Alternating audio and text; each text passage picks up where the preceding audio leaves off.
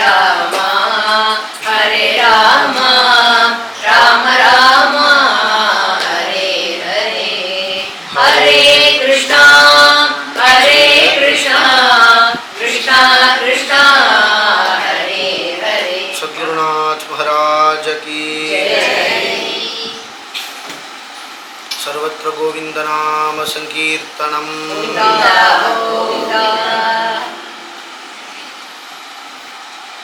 भगवन्नाम साम्राज्य लक्ष्मी सर्वस्व विग्रहम् श्रीमद्बोधेन्द्र योगीन्द्र देशिकेन्द्र उपास्महे. कलिकालोचितं धर्मं नाम संकीर्तनात्मकं निर्णेतुम् अवतीर्णं तं प्रेमिकं सद्गुरुं भजे. पूर्णप्रेमरसस्वरूपममलं माधुर्यमुग्धेक्षणं भक्तानां हृदयङ्गमं निजजनान् प्रह्लादयन्तं प्रियान् अव्याजस्मितलेशसुन्दरमुखेनाकर्षयन्तं स्वकान् ह्यस्माकं कुलदैवतं स्मरमणः श्रीमाधुरीजीवनम्. मेघश्यामलसुन्दरं कटिलसत्काञ्चिं सुवर्णाम्बरं मन्दस्मेरमुखं सरोजनयनं वंशीविलोलाधरं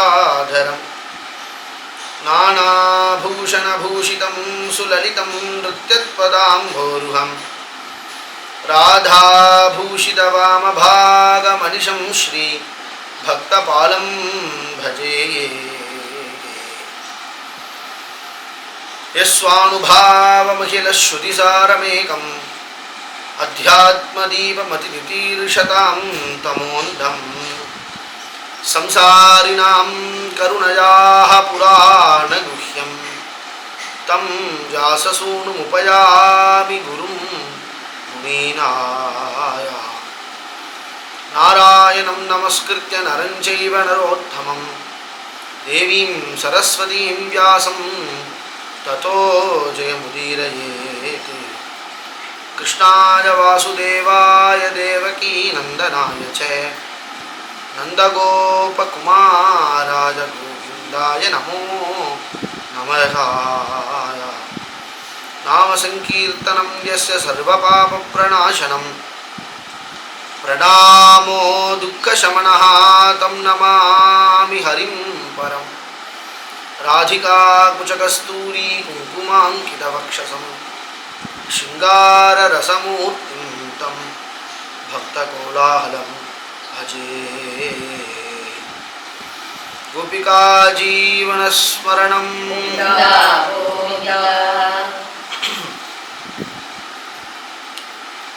ஸ்ரீமத்பாகவதம் அப்படிங்கிறத சாஸ்திரம் அப்படின்னு சித்தாந்தம் பண்ணியிருக்கிறார்.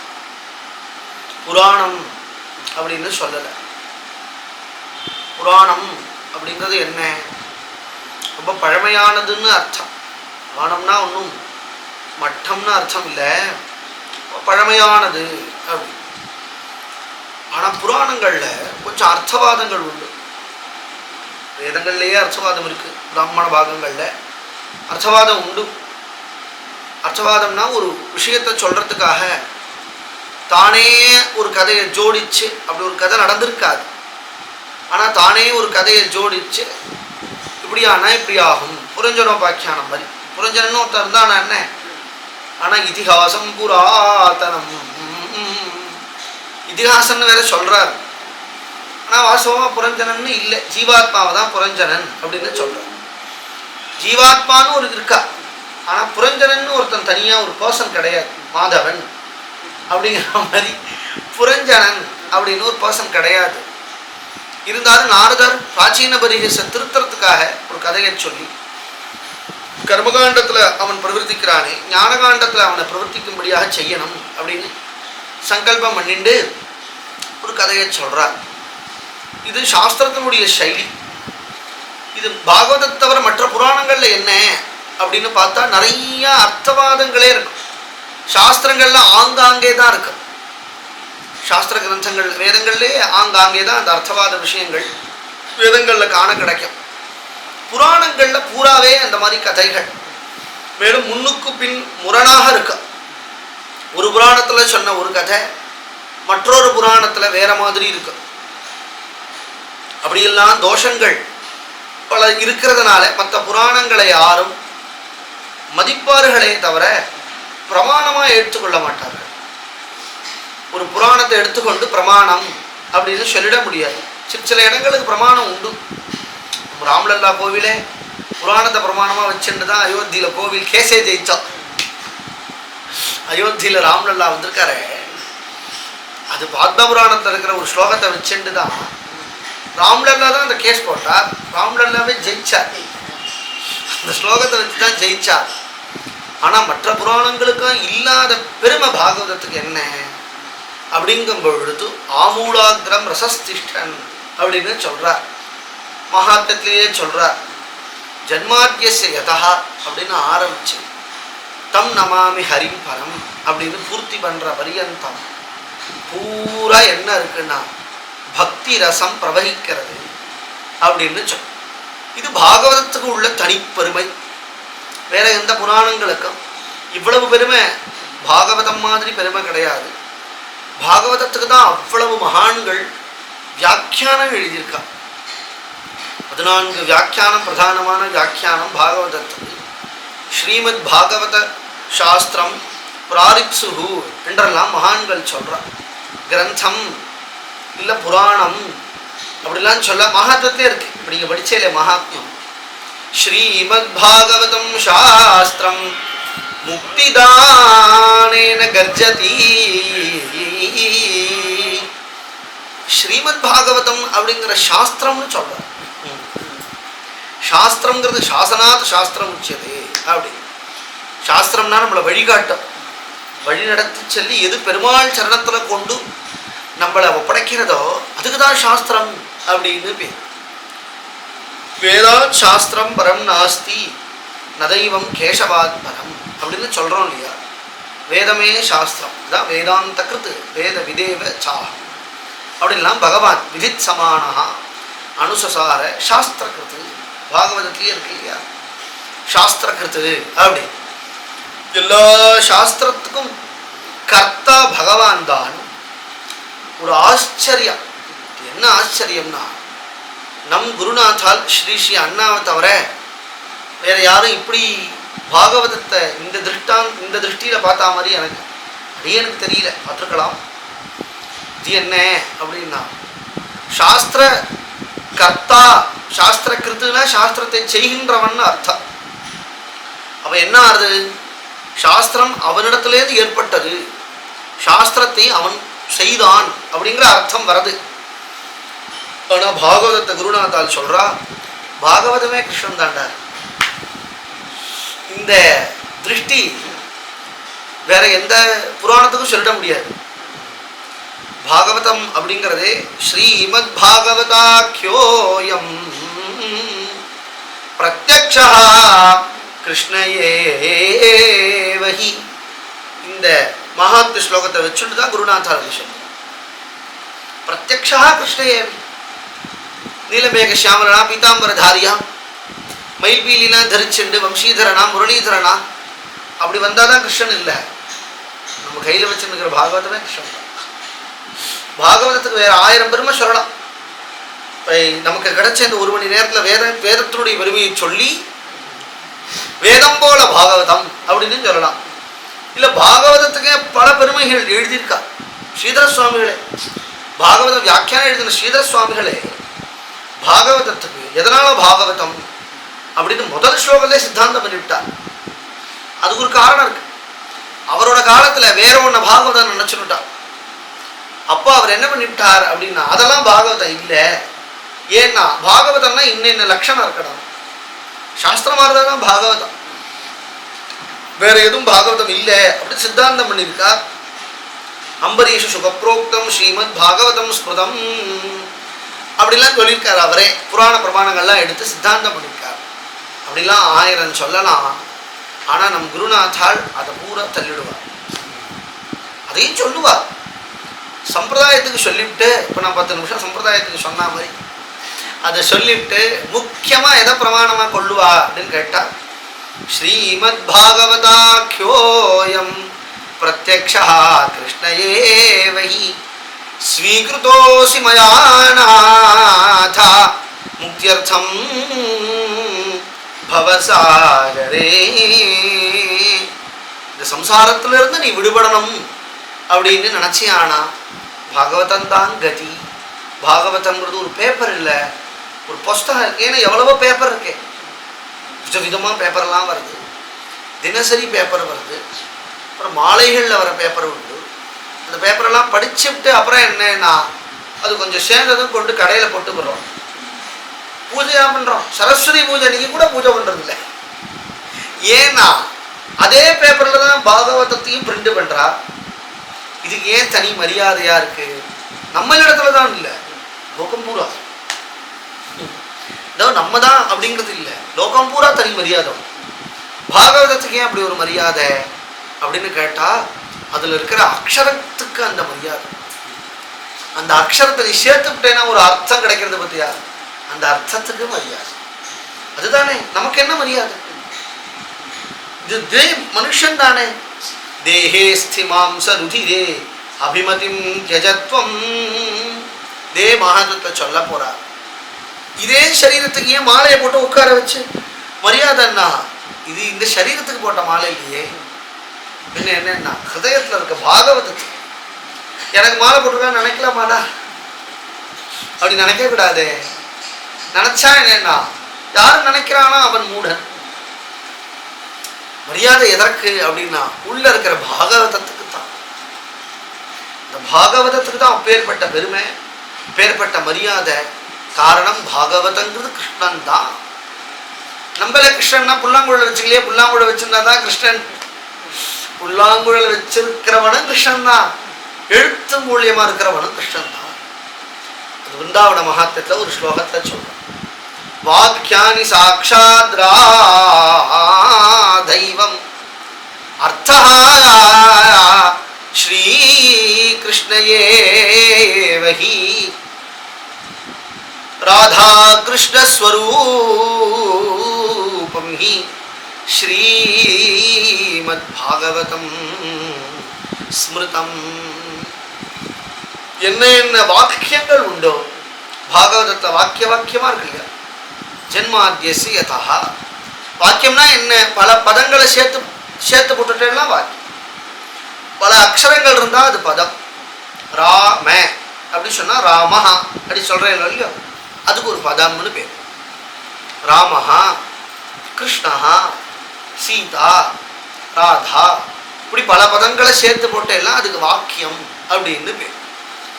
இந்த வாக்கியங்கள்லாம் இருக்கு. ஜென்மாந்தியஸ்ய யதோன்வயாதிதரதச்சார்த்தேஷு பக்ஞஸ்வராட் ஒரு வாக்கியம் ஆச்சு. தேனே பிரம்மஹதாய ஆதிகவே முஹ்யந்தி யத் சூரயா ஆச்சு.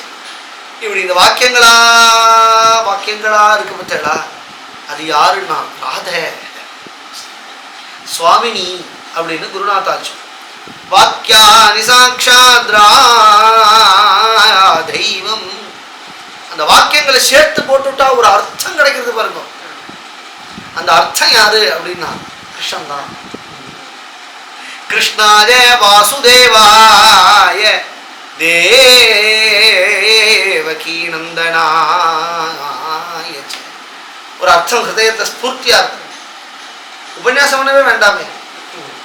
பரிகாபீடம் அப்படின்ன உடனே அந்த ஸ்லோகம் சொல்லும் பொழுதே ஹிருதயத்துல அது நம்ம முரளீதரனாச்சே, நம்ம பிரேம் மாதிரி கொஞ்சம் வம்சீதரனாச்சே அப்படிங்கிற அந்த என்ன அர்த்த ஸ்புரணம் அதுதான் கிருஷ்ணன் தான். அர்த்தா ஸ்ரீகிருஷ்ணயேவஹி. ஒரு சப்தத்தையும் ஒரு அர்த்தத்தையும் பிரிக்க முடியாதே. தான் கவி காளிதாசன் சொன்னான். வாகர்த்தாவிவ சம்பிருக்தௌ வாகர்த்த பிரதிபக்தையே ஜெகத பிதரௌ வந்தே பார்வதி பரமேஸ்வரௌ. அப்படி தம்பதிகள் இவா எல்லாம் நித்திய தம்பதி அப்படின்னு பேர். இன்னும் கூட ஆழமா சொல்லணும் அப்படின்னு சொன்னா அவதார காலத்துல அவதாரம் பண்ணி வரும்பொழுதுதான் தாயார் பெருமாள் அப்படின்னு கிடையாது. நித்தியமா அவளுடைய வைகுண்ட தாமத்துல நித்திய தம்பதிகளாகவே இருக்கா. அமிர்த மதனத்தில் தான் முதல்ல பெருமாள் லக்ஷ்மியை கல்யாணம் பண்ணா நினச்சிக்காதீங்க. அமிர்த மதனத்தில் வந்த தாயாரே ஒரு அவதாரம் தான். நீ பெருமாள் மட்டும் தான் அவதாரம் பண்ணுவ, தாயார் அவதாரம் பண்ண மாட்டாளா?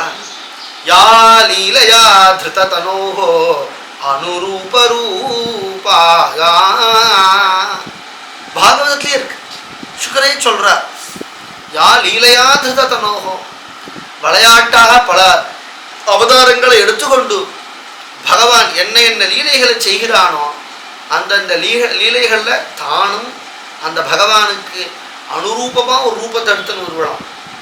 அவள் வராகமூர்த்தியா வந்தா அவள் லக்ஷ்மியா வந்துடுவள், அவன் நரசிம்மனா வந்தா இவளு லக்ஷ்மியா வந்துடுவள், ராமனா வந்தா சீதையா வந்துடுவள், கிருஷ்ணனா வந்தா ராதையா ருக்மிணியா. 16,108 கிருஷ்ணனுக்காவது ஒரு அவதாரம் தான். இந்த சுவாமினிக்கு எவ்வளவு அவதாரம் சொல்றது? எல்லாம் பிரகிருதியே. அந்த திருஷ்டியில போயிட்டா அவ்வளவுதான். ஜெய ஜெய தேவி நமோஸ்துதே ஜெகதாம் ஜனனி பாலய மாம். நம் குருநாதர் கீர்த்தனம் எல்லாம் அவள் தான். பிரம்ம பிரேரண காரிணி மங்கள காரிணி மாதா பாலய மாம். பிரம்ம பிரேரண காரிணி. ஸ்வரூபத்துக்கே நான் போல, ஸ்வரூபம் இருக்கவே இருக்கு, ஸ்வரூபத்துக்குள்ளே நான் இன்னும் பிரவேசிக்கல. அவதாரம் எடுத்துன்னு வர அந்த திருஷ்டியில பார்த்தாலே 16,108 மகிழ்ச்சிங்க. கிருஷ்ணன் கூட 16,000 அவதாரம் எடுத்தானான்னு தெரியல. பிரதானமா நமக்கு 10 அவதாரம் தெரியும். பாகவதம் படிக்கிறவாளுக்கு ஒரு 22 அவதாரம் பிரதமஸ்கந்தம் 3வது அத்தியாயத்துல சொல்றா.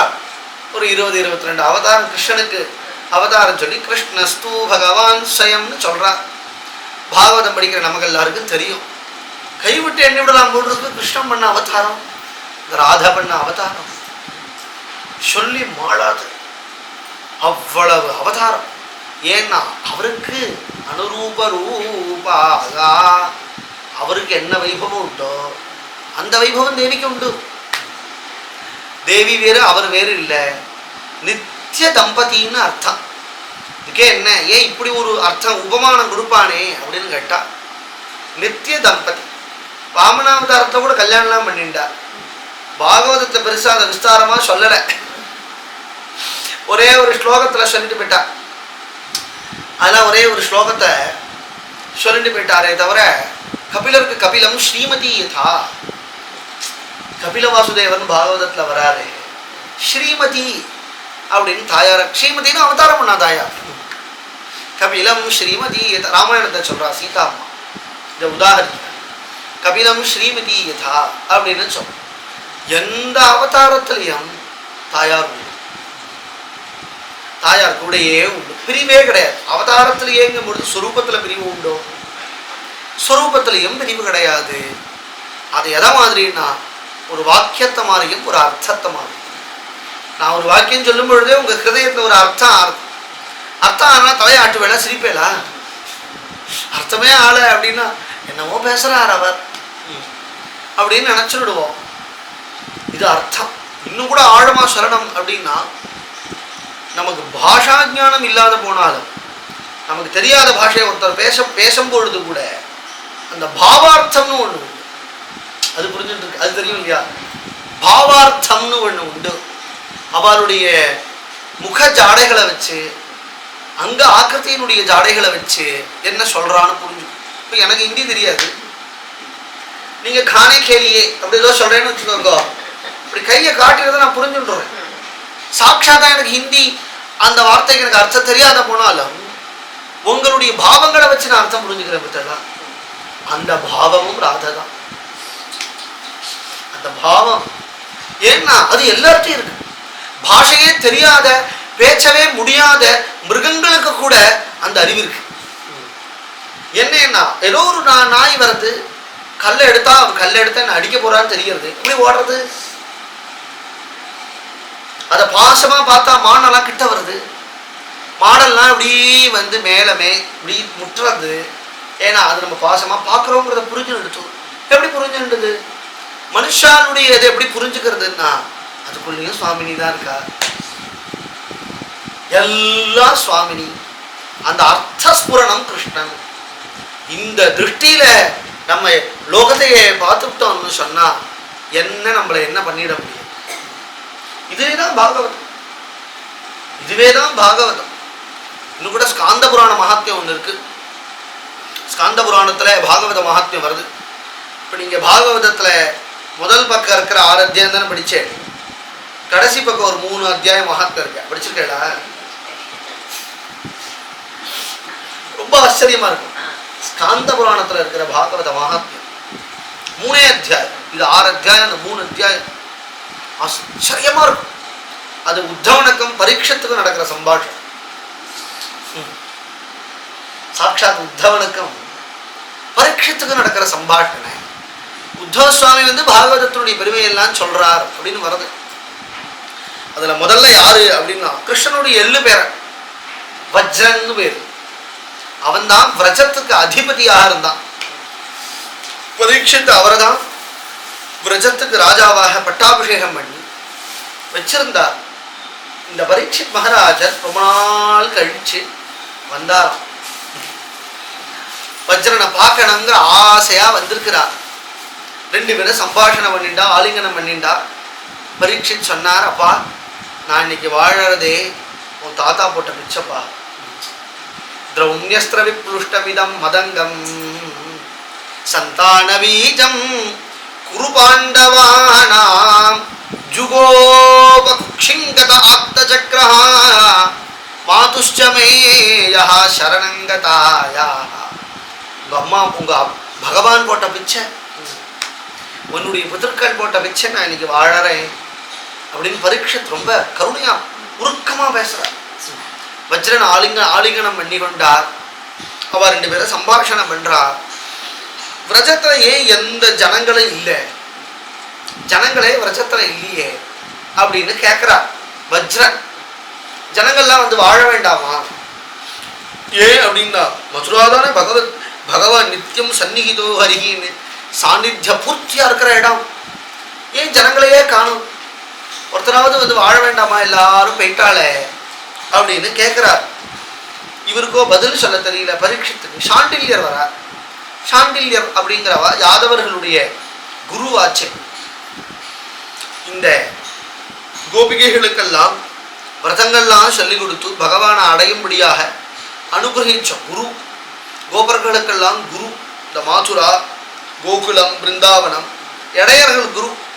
புரியுற மாதிரி சொல்லணும்னா இடையர்களுக்கு குரு. கர்காச்சாரியார்னு யாதவர்களுக்கு குரு. ஒரு சாண்டில்னா சாண்டில்யோக்த பிரகாரேன, சாண்டில்யோக்த பிரகாரேன சங்கல்பம் பண்ணிப்பா. அவா இன்னைக்கு யாதவாள்லாம் பார்த்தா, இந்த இடையர்கள்லாம் பார்த்தா சாண்டில்யோக்த பிரகாரேன அப்படின்னு சொல்லுவா. அவரை கூப்பிட்டு கேட்டதான் அவர் விரஜம், விரஜம்னா பிருந்தாவனம் இல்லையா, பிருந்தாவனத்தை சுற்றி இருக்கக்கூடிய இடங்களுக்கெல்லாம் விரஜம்னு பேர்.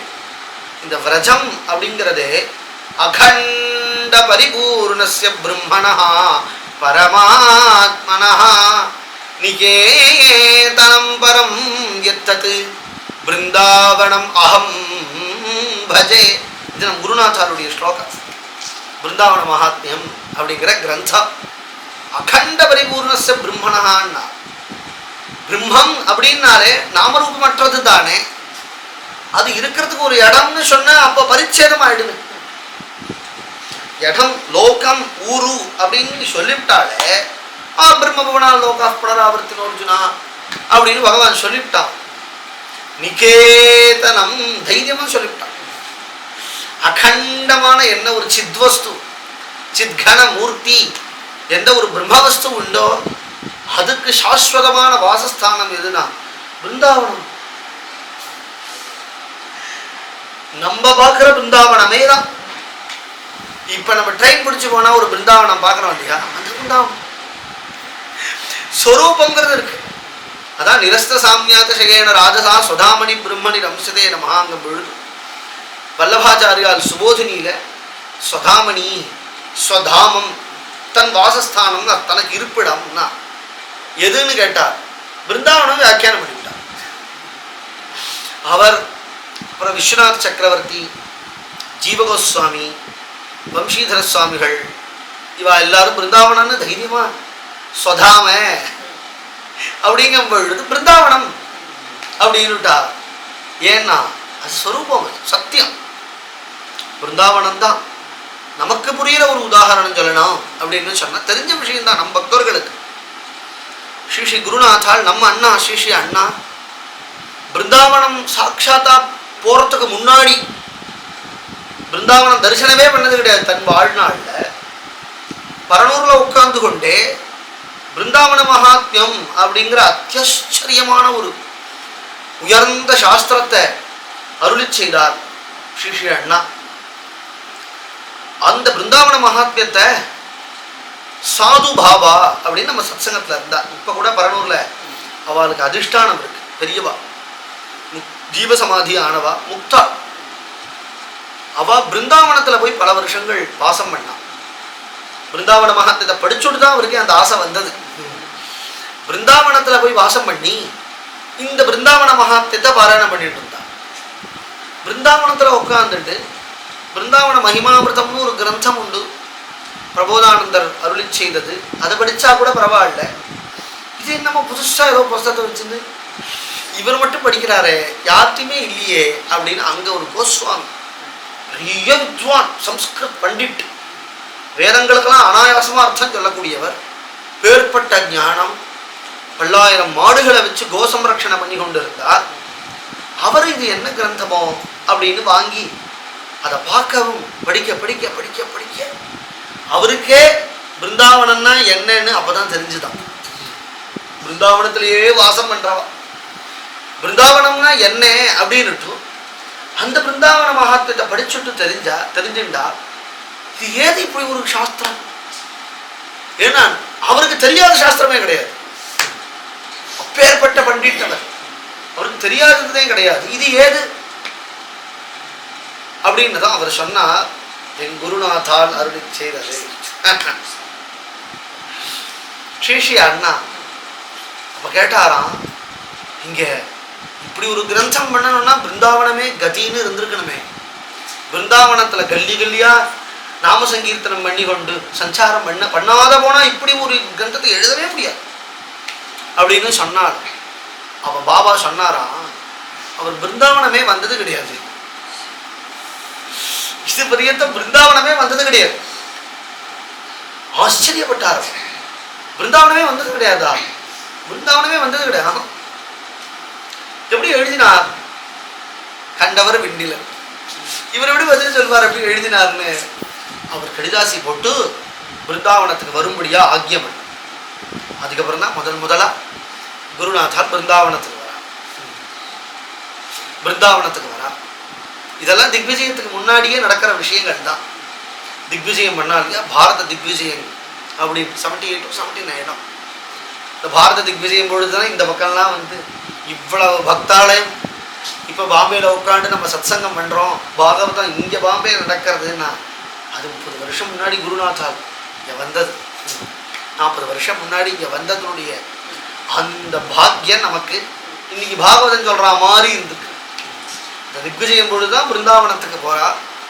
பிருந்தாவனத்துக்கு போய் இந்த கோஸ்வாமி சந்திச்சு சல்லாபம், அத்தியுதமான சல்லாபங்கள்லாம் பிரேம சல்லாபங்கள்லாம் பண்ணி அப்புறம் பிருந்தாவனமே இருந்து பிருந்தாவனத்துல பிரேம் மாதிரி குஞ்சம் அப்படிங்கிற ஒரு ஸ்தாபனத்தை நிர்மாணம் பண்ணி நம்ம நாராயண தீர்த்தர் ஆராதிச்சுருந்த மூர்த்தி அந்த கண்ணன் ஜெகன்மோகனை கொண்டு வந்து அங்கே பிரதிஷ்டை பண்ணி வம்சீதரனை பிரதிஷ்டை பண்ணி இன்னைக்கு நித்தியோத்சவம், பக்ஷோத்சவம், மாசோத்சவம் எல்லா உற்சவங்களும் அந்த ஜெகன்மோகன் கண்டருடரான் அப்படி நம்ம அந்த பிரேம மாதிரி குஞ்சத்துக்கு தான் போயிருக்கோம். இது என்ன, இது எதுக்காக சொல்ல வரேன் அப்படின்னா, பரனூரில் உட்கார்ந்துட்டு பிருந்தாவனத்தை அனுபவிக்க முடியும் அப்படிங்கும் பொழுது பிருந்தாவனம்ங்கிறது சாட்சாத் ஸ்வரூபந்தானே தவிர ஒரு ஊரா பார்க்கும் பொழுதும் அத்தியுதமான ஒரு ஊர் ஸ்வரூபம். வாஸ்தவமா பிருந்தாவனமே மகாபிரபுவே அப்படித்தானே. பிருந்தாவனத்துக்கு போனால் 7 நாள் சமாதியில மூர்ச்சியாகி படுத்த படுக்கையாவே இருந்தார் அப்படின்னு மகாபிரபுனுடைய பிருந்தாவன யாத்திரையில நம்ம தெரிஞ்சுக்கிறோம். பிருந்தாவனத்துக்கு அவ்வளவு பெருமை இருக்கு. அதுக்கு இந்த சாண்டில்யர் ஒரு அர்த்தம் சொல்றார். இந்த பாகவதத்துல சுகாச்சாரியால் என்ன பண்ணுவார், எதை சொல்லும் பொழுதும் வேதாந்தத்துல கொண்டு பரிவசானம் பண்ணி விடுவார். ராசன் சொல்றாருன்னு வச்சுக்கோங்க, ஆத்மாராமோபி இல்லையா, ஆத்மாராமோபி அரியரமத்து இப்படிலாம் அர்த்தம் பண்ணிடுவார். இது என்ன ஆயிடும் அப்படின்னு கேட்டா, கிருஷ்ணன் எல்லா கோபிகைகளோடையும் ராசோத்சவம் அப்படிங்கிற அத்தியுதமான அந்த கேலியை விளையாடும் பொழுது ஸ்வரூபத்தை சொல்லிடுவார். ஸ்வரூபத்தை சொல்லும் பொழுது என்ன ஆகும் அப்படின்னு கேட்டா, பிரேமேன்னு ஒன்று இருக்கும் இல்லையோ, அந்த பிரேமைக்கு அது உப்பு சப்பு இல்லாம ஆயிடும். ஏன்னா நமக்கு கண்ணன்னா கண்ணன், அவருக்கு என்னன்னா முதல்ல பாகவதம் கேட்கிற பரீட்சித்து ராசத்தை கேட்டுட்டு இது எப்படி பிரதீபம் ஆச்சரத் கோரம் பரதாராவி மனுஷனம்னு எனத்தையோ கேட்டுட்டான். கேட்டுனா வாங்கி கட்டுட்டான். உக்தம் புரஸ்தாதேதத்தே அப்படின்னு திட்டினான். அதெல்லாம் வாங்கி கட்டுண்டான். இருந்தாலும் கதை சொல்ற சுகாச்சாரியாளுக்கு எழுத்தாப்புல இருக்கிறவா எல்லாருக்கும் பிரேமேன்னு புரியுமே. இல்லாத போனா பகவானை தவறா நினைச்சு விடுவாளே. பகவானுக்கு ஸ்வரூபமும் உண்டு, நமக்கே ஸ்வரூபம் பிரம்மஸ்வரூபங்கும் பொழுது பிரம்மத்துக்கு கேட்பான் பூர்ணம் பிரம்ம சனாதனம்னுட்டு. அதனால சொரூபத்தை சொன்னார். இந்த இடத்துல சாண்டில்யன் சொல்றார், ஆத்மாராமஹான்னா ஆத்மவஸ்துல ரமிப்பவன் அர்த்தம் இல்லையா. ஆத்மா தூ ராதிகா தஸ்ய, ஆத்மாங்கிறதுக்கு என்ன அர்த்தம்னா ராதேன்னு அர்த்தம் இல்ல. ஆத்மான்னு நம்ம சொன்னா ராததான். அவன் தயா தூ ரமணாத் அசௌ, அந்த ராதையோடு கூட இவன் நித்தியம் ரமிக்கிறான். அதனால இவனுக்கு ஆத்மா ராமதயா புரோக்தா, அதனால இவன் ஆத்மாராமன் பேரை வாங்கிட்டான். இனிமே ராசம் படிச்சா ஆத்மாராமன்னா என்ன அர்த்தம் சொல்லுவேன்? ஆத்மாராமோபி லீலையா, ஆத்மாராமோபி அரியரமது அப்படின்னு. இதை படிக்கும் பொழுது என்ன தோன்றது மனசுக்கு அர்த்தம் அப்படின்னா, ஆத்மாராமோபி அவன் ஆத்மவஸ்துவனே ரமிக்கக்கூடியவனாக இருந்த போதிலும் அப்படின்னு அர்த்தம் சொல்லப்படாது. ராதையோடு ரமிக்கக்கூடிய பிரபு, ராதா ரமணன், ராதா வல்லபன், ராதா பிராணநாதன் அவன் நமக்கு கிடைச்சிருக்காங்க. அதுதான் ஆச்சரியம். இந்த பாவம் பூரா குருநாதால் கிரந்தத்தில் இருக்கும். யா கிருஷ்ண சங்கம சுகம் சுலபம் சகீப்யா பிரீதா பிரயச்சதி சுதுர்லபம் ஈஸ்வராணாம் பிரேம பிரவாக பரிதாம் ஸ்ருதகாமதேனும் தாம் ராதிகாம் மம குரும் சரணம் பிரபத்யே. பாகவதம் நம்ம கையில கிடைச்சிருக்கட்டும், குருநாதா நம்ம கையில கிடைச்சிருக்கட்டும். எந்த விஷயம் நமக்கு கிருஷ்ண விஷயமா என்னென்ன நமக்கு கிடைச்சதோ அதெல்லாம் ராதா போட்ட பிச்சை. இல்லாத போனா கிடைக்குது யாருக்கு? நான் கிருஷ்ணனுக்கே.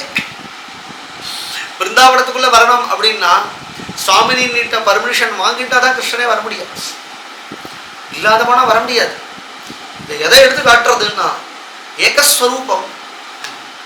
அடிக்கடி சொல்லுவா, ஏக் பிரான் தோ தே அப்படின்னு சொல்லுவா. சும்மா அப்படின்னு சொல்லுவா. ரெண்டு சரீரமா தெரிஞ்சாலும் கூட ராதா கிருஷ்ணன் அப்படி தனியா தெரிஞ்சாலும் கூட அவளுடைய ஸ்வரூபம் ஒண்ணுதான். இந்த பகவானை நீ அடையணும், ராதையோடு கூடி ஏகஸ்வரூபமா இருக்கக்கூடிய கிருஷ்ணனை நீ அடையணும் அப்படின்னு சொன்னா பாகவதந்தான் கதி அப்படின்னு உத்தவன் பாகவதத்தை பரீட்சத்துக்கு கொடுத்தார். முதல்ல இருக்கிற பாகவத மகாத்மியம் நமக்கு தெரியும். இருந்தாலும் கூட அந்த மகாத்மியத்தை காட்டிலும் இது கொஞ்சம் நன்னா இருக்கு. அதெல்லாம் இப்ப படிச்சுட்டு வந்தேன். இந்த மகாத்மியம் தான் சொல்லணும்னு ஆசையா. இது ரொம்ப விஸ்தாரமா இருக்கு. இருந்தாலும் கூட நமக்கு இருக்கிற அவகாசத்துல இந்த ஸ்வரூபத்தை தான் இவர் திரும்ப சொல்றார். ராதாகிருஷ்ணன் அப்படிங்கிறது நித்திய தம்பதிகள். அந்த ராதாகிருஷ்ண யுகலம் நம் ஹிருதயத்துல தான் சுத்த பிரேம ஸ்வரூபேண யுகல பிரம்மோபாசனை அப்படிங்கிற உபாசனை தான் உபாசனைகள்லயே உயர்ந்த உபாசனை. பிரிச்சு நித்திய தம்பதிகளை பிரிச்சா உபாசனை பண்ணுவார். பிரிச்சு உபாசனை பண்ணக்கூடாது, சேர்ந்து உபாசனை. பிருந்தாவனத்தில் ஒரு படம் இருக்கும். படம் ரொம்ப ஆச்சரியமா இருக்கும். அது என்ன அப்படின்னு கேட்டா, 2 படம் நான் பார்த்துருக்கேன். நம்மளுடைய பிரேம் மாதிரி குஞ்சத்துலையும் பார்த்துருக்கேன், வெளியில பிருந்தாவனங்கள்ல பல கடைகள்லையும் பார்த்துருக்கோம். நம்ம எல்லாருமே பார்த்துருக்கோம். ராதா பின்னாடி நின்று கிருஷ்ணனை கட்டின்னு இருக்காளா, இல்ல கிருஷ்ணன் பின்னாடி நின்று ராதையை கட்டின்னு இருக்காளா அப்படின்னு தெரியாம நன்னா கட்டிட்டு இருப்பான். ஒரு கால் கிருஷ்ணன் இப்படி வச்சுட்டு இருப்பான், ஒரு கால் ராதை அப்படி வச்சுன்னு, ஒரு கால் மற்றொரு கால கிருஷ்ணன் இப்படி ராதை மேல போட்டு இருப்பான், இன்னொரு கால ராதை அப்படி போட்டு இருப்பான். ஒரு கையினால கிருஷ்ணன் ராதையை கட்டிட்டு புல்லாங்குழல பிடிச்சுட்டு இருப்பான், இன்னொரு கையினால ராதா கிருஷ்ணனை கட்டிட்டு புல்லாங்குழல பிடிச்சுட்டு இருப்பான். அதை பார்த்தா ஆச்சரியமா இருக்கு. அந்த படம் அப்படி யாரோ ஒரு மகாபிரபு வரைஞ்சிருக்கானே, அவனுக்கு வரையலாம், அப்படிலாம் வரைய முடியாது. ஹிருதயத்துல தியானம் இல்லைன்னா எப்படி வரைய முடியும்? அந்த தியானம், அந்த உபாசனை, அதுவே உபாசனை தான், அதுவே உபாசனை தான். இப்ப ராம்லல்லாவை ஒருத்தர் வடிவமைச்சிருக்கிறார் இல்லையா, ஒரு சிற்பி அருண் யோகராஜ். அவர் சொல்றார், 4-5 மாசத்துக்கு நான் லோகத்தை விட்டு லோக சுகத்துல அனுபவிக்காம லோகத்துக்கு எனக்கு சம்பந்தமே இல்லாம இருந்தேன். அதனாலதான் ராம்லல்லா அப்படின்னு சொல்லிக்கலாம். ராம்லல்லா இப்படி அழகா வந்ததுக்கு காரணம் என்னன்னா அந்த உபாசனை. அது யாருக்கு வேணா வரும். அந்த உபாசனை மட்டும் உண்மையான பிரேமம் இருந்துடுத்து, விஸ்வாசம் இருந்துடுத்து அப்படின்னு சொன்னா யாருக்கு வேணா வரும். அந்த உபாசனை ஹிருதயத்துல சாட்சாத்தா ஏற்பட்டு கொடுத்தோம்னா அதுக்கப்புறம் என்ன, நீ சித்திரமா வரைஞ்சாலும் இல்லை ஒரு சிற்பியா ஆகி நீ சிற்பத்தை செதுக்கினாலும் அது அப்படியே தத்ரூபமா வந்துடும். அது ஆச்சரியம். அப்படி ஒரு ஆச்சரியமான படம். இன்னொரு படம் என்ன அப்படின்னு கேட்டா, கிருஷ்ணராதை ஏகஸ்வரூபமாவே இருப்பான். அர்த்தநாரி, அர்த்தநாரீஸ்வராள் அப்படிலாம் நம்ம உபாசனை பண்றோம் இல்லையா. பரமேஸ்வரனையே அப்படி உபாசனை பண்றதுங்கிறது ஒண்ணு உண்டு. பரமேஸ்வரன் உபாசனை பண்றதுங்கிறது லோகத்துல பிரசித்தமாக ஆயிடுது. அர்த்தநாரீஸ்வராள் அப்படிங்கிறது கிருஷ்ணோபாசனையிலையும் அப்படி ஒரு உபாசனை இருக்கு. சாஸ்திர விகிதம் தான். பாஞ்சராத்திராதி ஆகம சாஸ்திர விகிதமான உபாசனை யுகல பிரம்மோபாசனை அப்படின்னு பேர். இந்த உபாசனை பண்ண மகான்கள்ல நம் குருநாத்தால் தான் நமக்கு தெரிஞ்சவன். நிறைய பேர் இருக்கா. சதாசிவ பிரம்மேந்திராள், நிறைய மகான்கள் இருக்கா. மகாபிரபு. இந்த யுகல பிரம்மோபாசனை அப்படிங்கிறது தான் சுத்த பிரேமஸ்வரூபேன சர்வதோ மதுரம் சதா ராதா முகுந்த யுகலம் சரண்யம் சரணம் மம. ராதா முகுந்த யுகலம் அப்படின்னு தனித்தனியா பிரிக்காமல் ராதையை மட்டும் உபாசனை பண்ணிவிட்டு கிருஷ்ணனை பிரிச்சுட்டா கிருஷ்ண அழுவன். கிருஷ்ணனை மட்டும் உபாசனை பண்ணிட்டு ராதையை விட்டுட்டோன்னு சொன்னா ராதா அழுவா. அதனால 2 பேரையும் குழந்தையாச்சு. ராதா கிருஷ்ணா அப்படிங்கும் பொழுது சந்தம் வயசு கைசோரே பிருத்யானுகிரக காத்தரம் அப்படின்னா, கிருஷ்ணனும் கைசோர வயசு உடையவன் அப்படின்னு பாகவதன் சொல்றது. ராதையும் என்ன நித்தியம் ஷோடச வார்ஷகி அப்படின்னு சொல்றா. ராதையும் எப்பயும் கைசோர வயசு உடையவள். கைசோரன்னா குழந்தைகள் தான். குழந்தையா அந்த ராதாகிருஷ்ணனை உபாசனை பண்றது அப்படின்னு அந்த ராதாகிருஷ்ண ஸ்வரூபம் தான் இந்த பாகவதம் அப்படி. இதுக்கு ஒரு பிரமாணம் சொல்லணும். சாஸ்திர ரீதியாக சித்தாந்தம் பண்ணிவிட்டோம், இந்த உபாசனை பண்ணவாளையும் சொல்லிவிட்டோம். இந்த உபாசனை பண்ணவாள் ரொம்ப பிரசித்தமானவர், உபாசகால பிரசித்தமானவர். உபாசனை பண்றவா எல்லா மகான்களுமே உபாசனை பண்ணுவா. ஆனா அவ கிருஷ்ண பக்தால்னா கிருஷ்ணோபாசனை தான், சிவபக்தால்னா சிவோபாசனை தான், அம்பாள்னா சக்தியை தான் உபாசனை பண்ணுவா. இந்த மகான் மட்டும்தான் உலகத்துல இருக்கிற எல்லா உபாசனம், பூதம் பிரேதம் பிசாசம். அவர் யாருன்னா அவர் தான் ராமகிருஷ்ண பரமஹம்சர் அப்படின்னு பேர். அவர் செய்யாத உபாசனை கிடையாது. அவர் ஒரு தடவை கங்கா தீரத்துல உட்காந்து கொண்டு கிருஷ்ணனை தான் உபாசனை பண்ணணும்னு ஹிருதயத்துல சங்கல்பம் பண்ணிட்டார். கிருஷ்ணனை உபாசனை பண்ணணும்னு ஹிருதயத்துல சங்கல்பம் பண்ணிட்டு கண்ணை மூடி உட்காண்டாராம். அப்படி உட்காடும் பொழுது கங்கா தீரமே யமுனா தீரமாக ஆயிடுத்தான். கங்கை எப்படி இருப்பள், ஸ்பட்டிகம் வர்ணனையா இருப்பள். பட்டுன்னு யமுனா தீரம் கருகருன்னு நதி ஓடுறது, யமுனா நதி பிரவகிக்கிறது. ஹிருதயத்திலேயே அவருக்கு சாட்சாத்காரம், ஹிருதயத்திலேயே உடனே திடீர்னு ஒரு நீல ஜோதி ஜொலதி அப்படிங்கிற மாதிரி ஒரு நீல டால் அடிக்கிறது, வெள்ளை டால் வரைய அடிக்கிறது.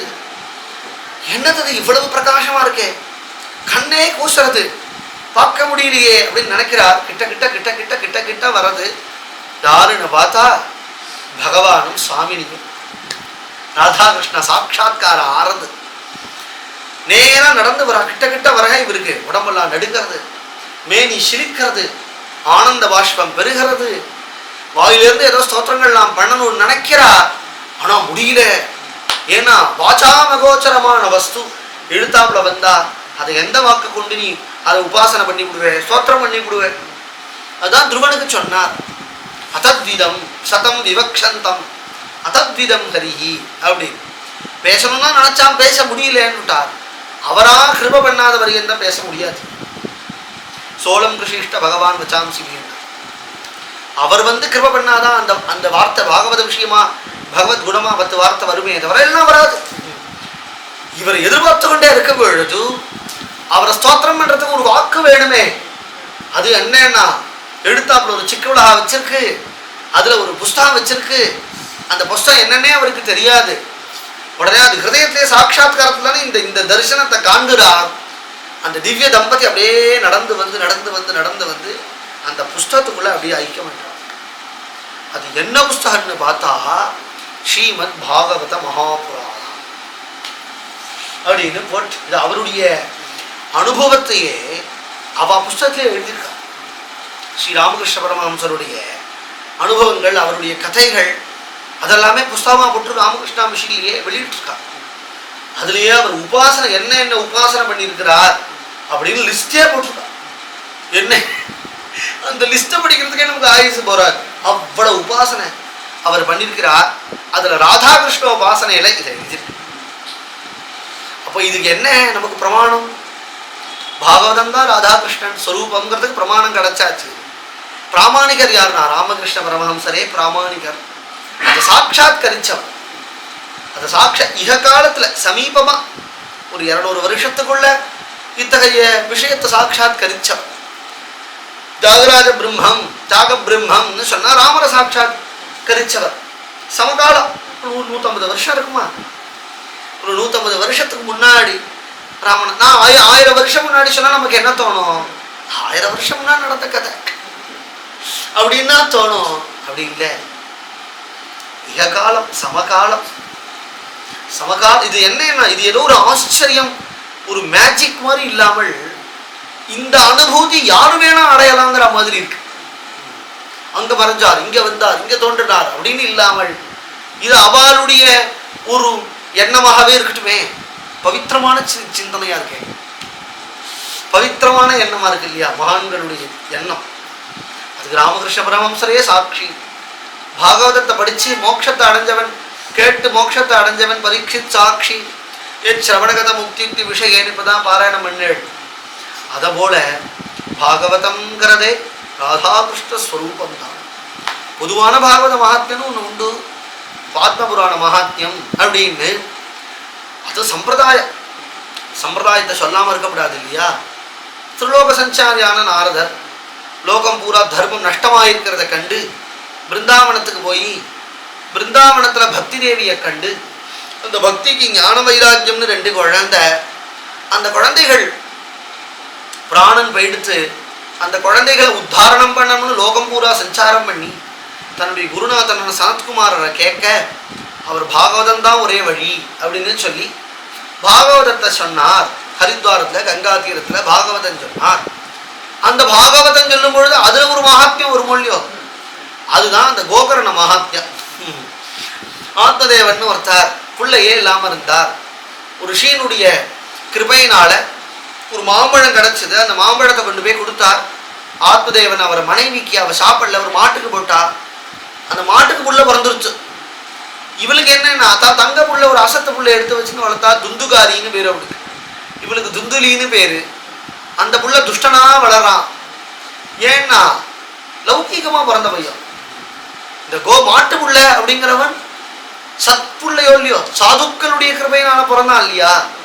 அப்படின்னா எப்படி இருப்பான்னா பராசரப்பட்ட மாதிரி இருப்பான். பட்டர் எப்படி இருந்தார்? கூரத்தாழ்வானுடைய குழந்தை எப்படி பிறந்தான்னா ராமானுஜருடைய கிருபையினால பிறந்த குழந்தை. அப்ப இந்த குழந்தை எப்படி இருக்கும்? தாயாரோட சகஜமா பேசுற குழந்தை. ரங்கநாயிகா தாயாரோட சகஜமா பேசி விளையாடுற குழந்தை, அப்பேற்பட்ட குழந்தை. அத மாதிரி இருக்கிறார் கோகர்ணங்கிறவர். இவன் துஷ்டனா இருந்தா, அப்பாவையும் கஷ்டப்படுத்தினான், அம்மாவையும் கஷ்டப்படுத்தினான். ஓடி வந்து கோகர்ண சரணாகதி பண்ணார். அப்பா பாகவதத்தை கொடுத்தார்.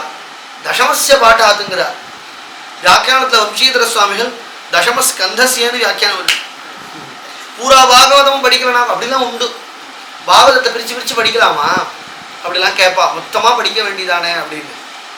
அது சில பிரேம பக்தாளுக்கு என்ன அப்படின்னு கேட்டா அவளுக்கு தசமஸ்கந்தம் மட்டும்தான் படிக்க முடியும். அதுலயும் பூர்வார்த்தம் தான், அதுலயும் நாகபஞ்சாத்திய வரைக்கும் தான். அக்ரூராவது க்ரூரஸ்தம் அக்ரூர சமாக்கே. யார் அவருக்கு அக்ரூர் பேர் வச்சா? குரூரன்பாய் வாழலாம் அப்படிலாம் உண்டு. அரணாசங்கம் அரணாசங்கம் அப்படின்னு சொல்றாளே, அவள்லாம் ராசபஞ்சாத்திய வரைக்கும் தான் படிப்பா. அணுபாட்டி அப்படின்னு இன்னும் இருக்கா, எல்லாருக்கும் தெரியும். அணுவாக்கா அப்படின்னு நம்ம பக்தாள்லாம் ரொம்ப கணீர் வெங்கல குரல் அவளுக்கு. அவ என்னன்னா அதுலயும் பூர்வார்த்தத்திலையும் ராசபஞ்சாத்தியாயம். அவ உபாசனையை சொல்றேன்.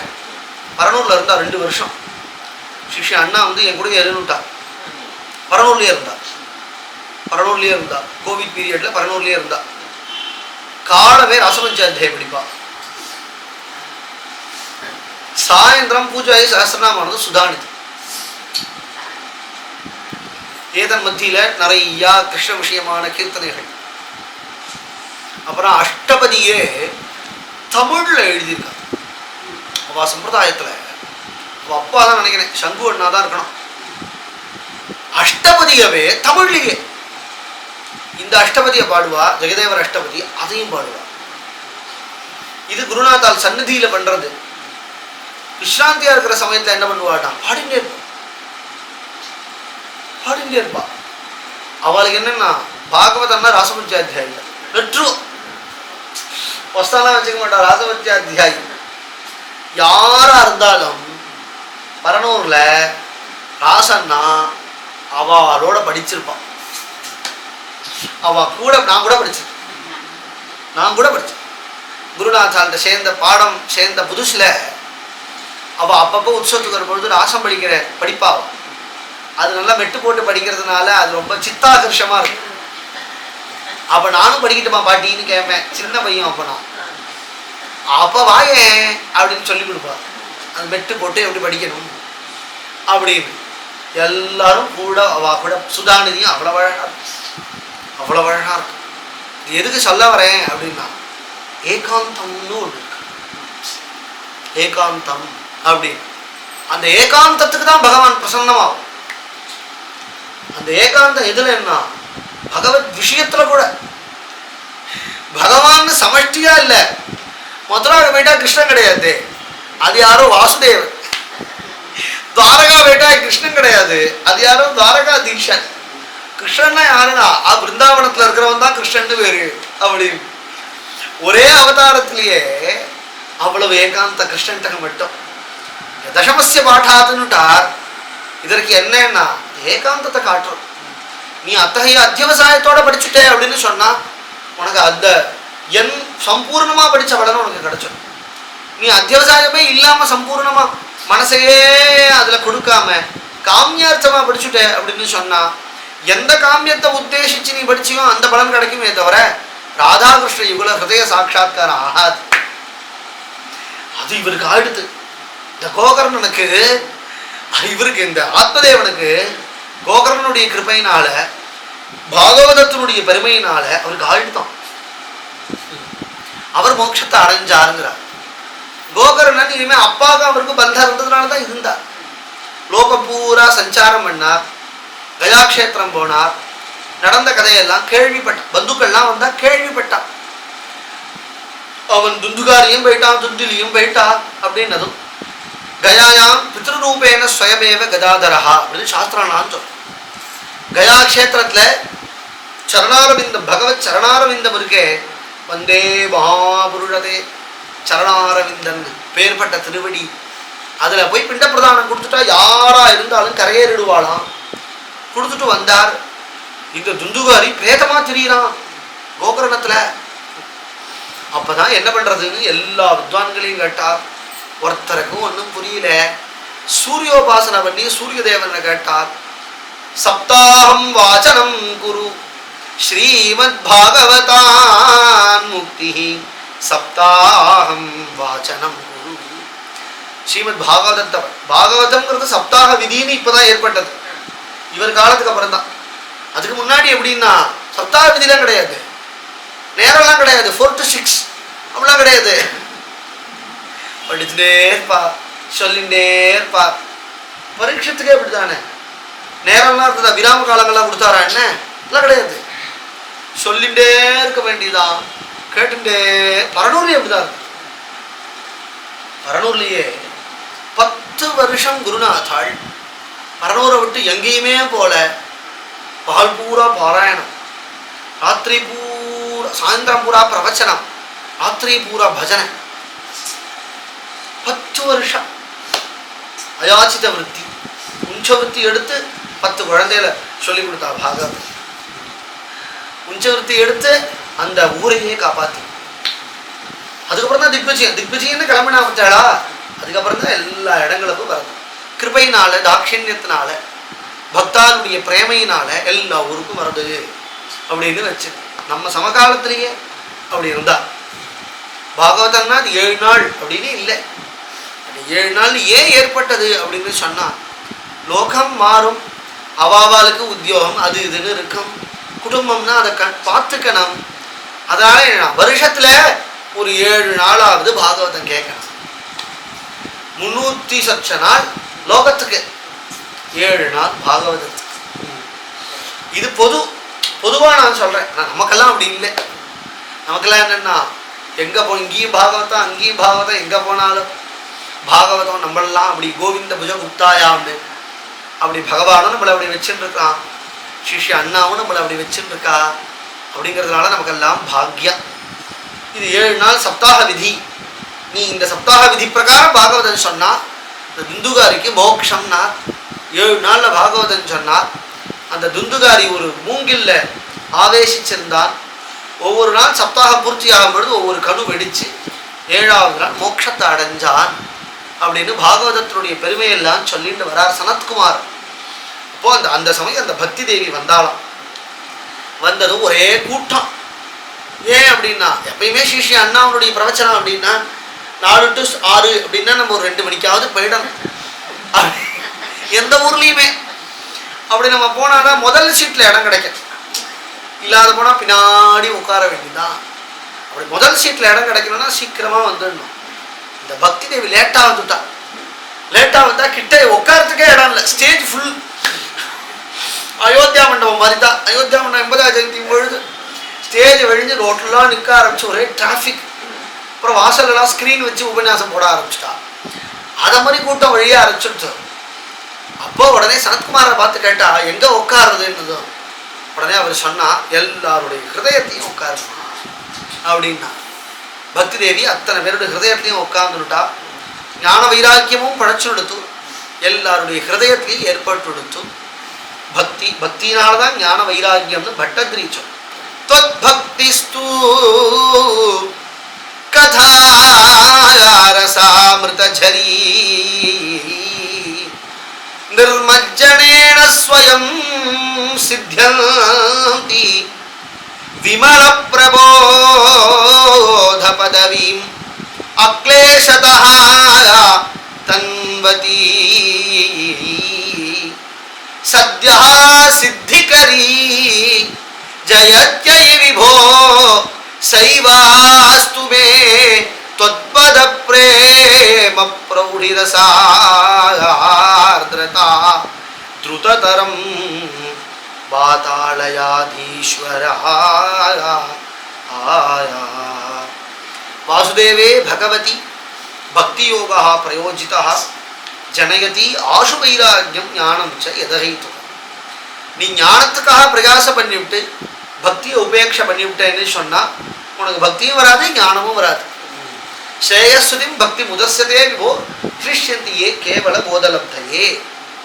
சொன்னது யாரோ இல்லை, பிரம்மா. அதுவே நீ என்னன்னா ஞானம்ங்கிறது பகுப்பிரயாச பண்ணி அடைய வேண்டியது. பகுனாம் ஜென்மனாமந்தை ஞானமான் மாமரவத்தியதேன்னு அந்த பிரயாசம் நீ விட்டுவிட்டு அல்ப பிரயாசம் கூட தேவையில்லாததான நீ பக்தியை பிடிச்சுனுட்டேன்னா ஞானே பிரயாசம் உதபாசிய நவந்தையேவ ஜீவந்தி. அதை எப்படி பிடிச்சுக்கணும்னா சன்முகரிதாம் பவதீய வார்த்தாம்.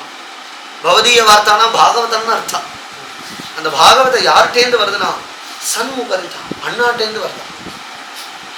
குருநாதால் அந்த பாகவதன் சொல்ல சொல்ல அந்த கேசட் தான் இருக்கேன். அதை கேட்க கேட்க என்னன்னா ஸ்தானே ஸ்திதாம் ஸ்ருதிகதாம் தனுவாங் மனோபிஹி ஏ பிராயசஹ அஜிதஜிதோப்த்யசிதைஹி திரிலோக்யாயாம். முக்திபதேசதாய பாகம்ட்டார் பிரம்மா. அவா மோட்சத்தை பற்றி கேட்கணுமா? பாகவதம்ங்கிறதே கிருஷ்ணனையும் கொடுத்து விடும், ஞானத்தையும் கொடுத்து விடும், வைராக்கியத்தையும் கொடுத்து எல்லாத்தையும் பாகவதமே கொடுத்துருமா. பாகவதத்துக்கு அவ்வளவு பெருமை சொன்னார். அந்த சபையில பகவானே ஆவிர்பாவமானார். பரமானந்த சின்மூர்த்தி மதுரோகோ முரளி பகவான் ஆவிர்பாவமானா அத்தனை பேருக்கும் சந்தோஷம். இப்போ என்னன்னா சனத்குமாரர் தானே கதை சொல்லிட்டு இருந்தார். பட்டன் சுகாச்சாரியாலும் ஆவிர்பாவம் ஆயிட்டார்.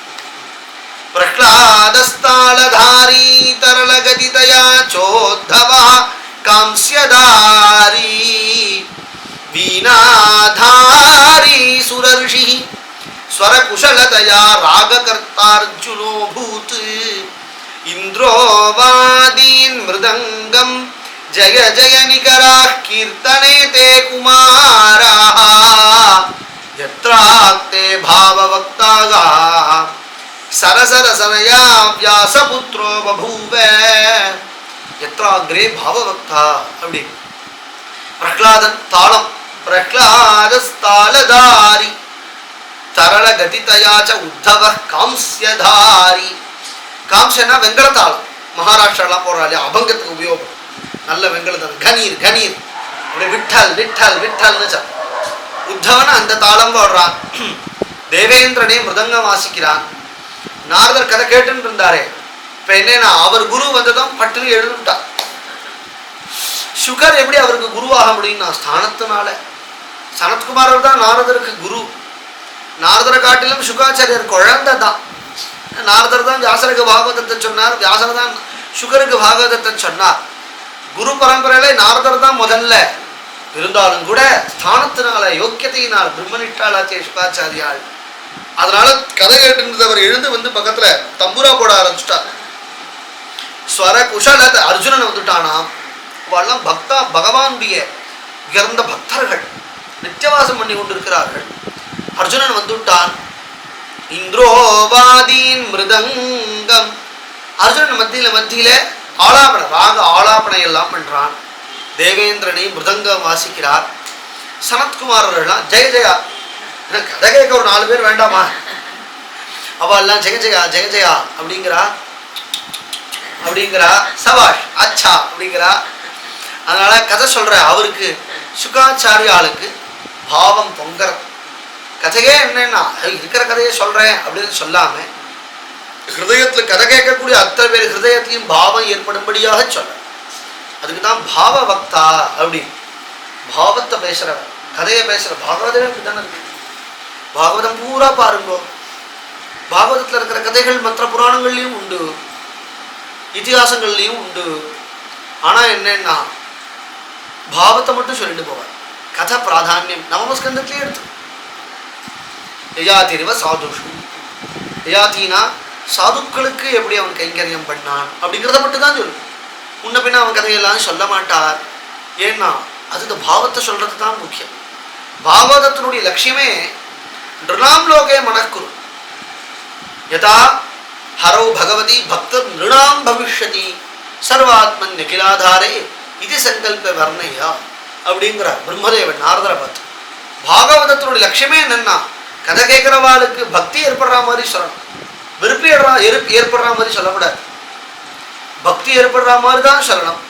பக்திக்கு சம்பந்தப்பட்டு பக்திக்கு உச்சிதமா என்ன கதைகள் இருக்கோ அதுதான் சொல்லணும். பாகவதமே ஆனாலும் பாகவதத்துல அந்நியமான கதை இருக்காது. ஆனா கதா சுவாரஸ்யத்துல ஏதாவது ஒண்ணு இருக்கு அப்படின்னா அது தள்ளிவிடணும், அது சொல்லக்கூடாது. பக்தி ஏற்படுற மாதிரி தான் சொல்லணும்னு விதி. இது சங்கல்பிய வர்ணய விதி. வர்ணயங்கிறது விதி.